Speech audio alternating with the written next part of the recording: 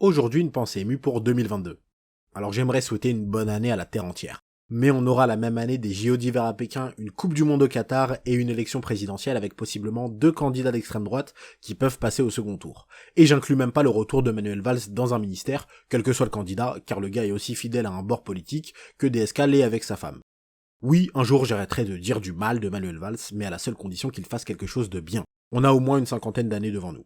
Mais oui, 2022 est sur le papier pas vraiment pleine de promesses. En oubliant l'élection présidentielle en France, on est parti sur une nouvelle vague de Covid tellement agressive que j'ai l'impression qu'on lui doit tous de l'argent. On en est arrivé à interdire aux gens de danser dans les bars et les restaurants. Et ce qui me choque le plus avec cette mesure, c'est qu'apparemment, c'est légal, on peut faire ça. Est-ce qu'on aurait dû utiliser cet arsenal législatif plutôt pour contrer la montée de la tectonique en France ? Oui, clairement, mais c'est pas la question. 2021 a vu Jean-Pierre Bacry, Jean-Paul Belmondo ou encore DMX nous quitter. On a commencé l'année avec l'invasion du Capitole par les pro-Trump, pour finir l'année avec Claude qui triche à Koh-Lanta et qui logiquement ne gagne pas.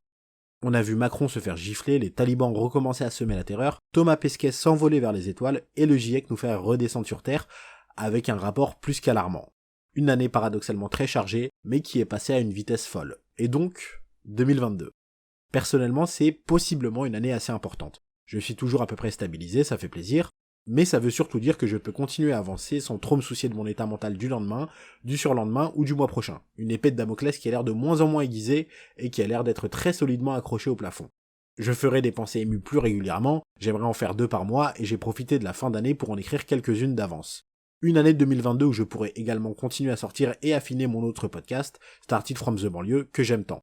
Une année qui, je l'espère, sera bonne pour toutes et tous, une année durant laquelle vous pourrez obtenir les petites et les grandes victoires qu'il vous faut, les tournants nécessaires pour arriver à bonne destination, et les rencontres qu'il faut pour rendre le chemin encore plus agréable.